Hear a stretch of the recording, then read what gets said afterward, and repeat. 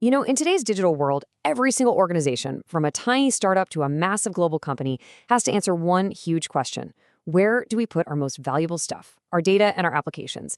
And let me tell you, the choice between a public and a private cloud, it's not just some techie detail.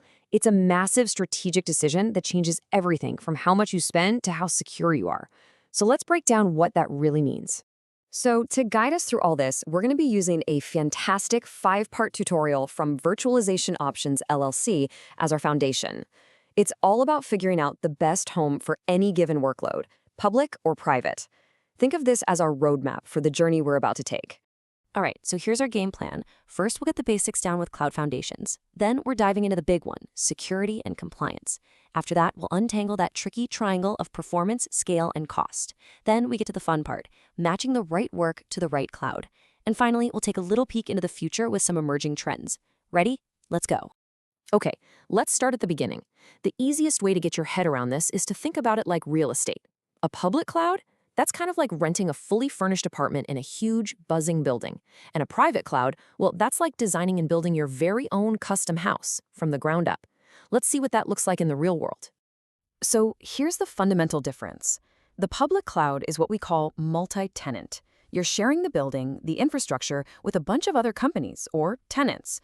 And you just pay for what you use, kind of like your electricity bill. A private cloud, on the other hand, is single tenant. It's your house. All the resources are dedicated just to you, which of course means you have total control. Let's dig into the public cloud a bit more. When you hear names like AWS, Azure, or Google Cloud, this is exactly what we're talking about. They deliver all this computing power right over the internet, which is a total game changer. It means you don't have to spend a fortune upfront on buying and setting up your own servers. You can provision things incredibly fast and get a global footprint almost overnight. And now for the private cloud. This model is all about one thing, control.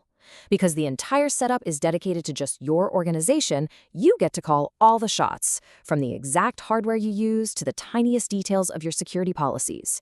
And that is precisely why it's the go-to choice for companies in super regulated industries with really, really strict rules about compliance and data security. All right, let's move on to our next chapter, which is where things get really serious. We're talking security, compliance, and control. For a lot of companies, this isn't just a factor in their cloud decision, it is the entire decision. It's all about keeping your most important digital assets safe and sound. What's really interesting here is this kind of paradox with public cloud security. On one hand, the big providers spend billions, way more than any single company ever could, on security. But here's the catch, and it's a big one.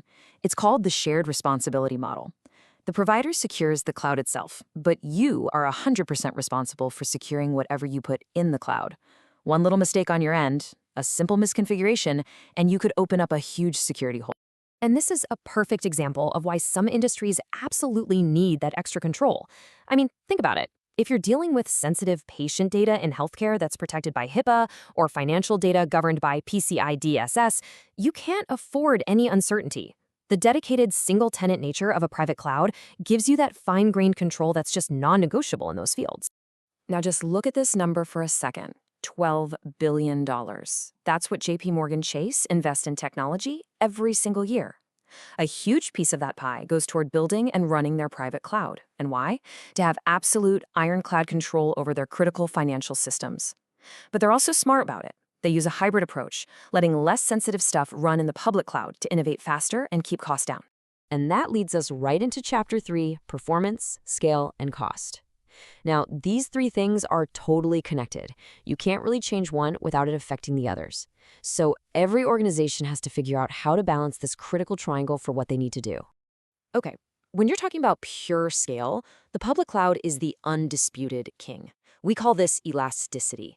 Just think about Netflix on a Friday night, right? The demand is absolutely massive, and it's global. The public cloud lets them instantly spin up all the computing power they need to handle that rush, and then, just as quickly, scale it all back down when things quiet down. That means they're only paying for exactly what they use. It's incredibly efficient.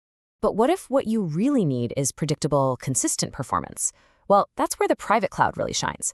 Because you have dedicated resources, you don't have to worry about the noisy neighbor effect, where someone else on a shared server starts hogging all the resources and slows you down. Here, performance is stable, it's predictable, and it's guaranteed, which is absolutely critical for something like a real-time financial trading platform. So how does this all shake out on the balance sheet? To really get the picture, you have to look at the total cost of ownership, or TCO.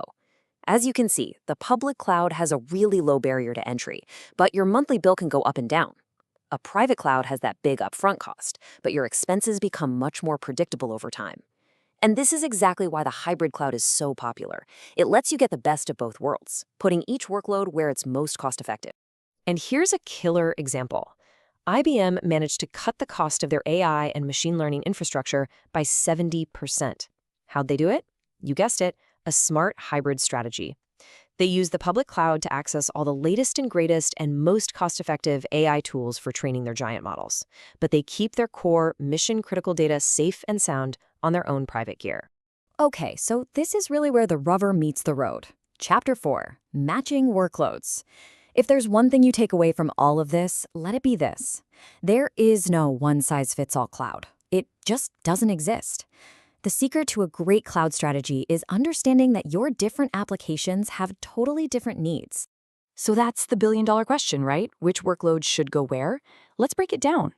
The public cloud is just perfect for any workload that's dynamic and needs to move fast. Think about development and test environments that you need to spin up and then tear down in a day, or a public-facing website that might suddenly get a huge spike in traffic. And of course, any modern cloud-native apps built with microservices, they're literally designed to live and thrive in this kind of elastic environment. Now, on the flip side, the private cloud is the fortress for your crown jewels. Any application that handles sensitive financial or patient data is a natural fit. Same goes for those older legacy applications that might need very specific hardware to run. And of course, systems where every single millisecond of delay matters, like in high-speed trading. You know, a really good hybrid strategy isn't something that just happens. It's a very deliberate process. It all starts with assessing your workloads, figuring out what each one needs. Then you design an architecture so they can all talk to each other securely. But you're not done once it's built. That last step, optimization, is key. It's a constant loop of evaluating and tweaking to make sure every single workload is in the right place for the right price. All right, let's wrap up with our final chapter and look to the horizon at some emerging trends, because technology never ever stands still. And right now, there are two huge forces that are reshaping cloud strategy as we speak: artificial intelligence and edge computing. And this is where things get really, really cool. Training a massive AI model takes a mind-boggling amount of computing power. I mean, it's the perfect job for the infinite scale of the public cloud. But once that model is trained, using it to make real-time decisions, what we call inference, well, that has to happen super fast and super close to where the action is. This is pushing computing out to private clouds or even to the edge. Think of a self-driving car making a split-second decision. This is why a smart hybrid model is becoming more important than ever before. So there you have it. We've walked through the foundations, the security concerns, the performance and cost trade-offs, and even glanced at the future. The big takeaway is that the choice between public and private cloud isn't a simple either-or. It's a strategic game of chess, placing each specific workload in the environment where it's going to thrive. So now that you have the map, the real question is, where are you going to place your workload?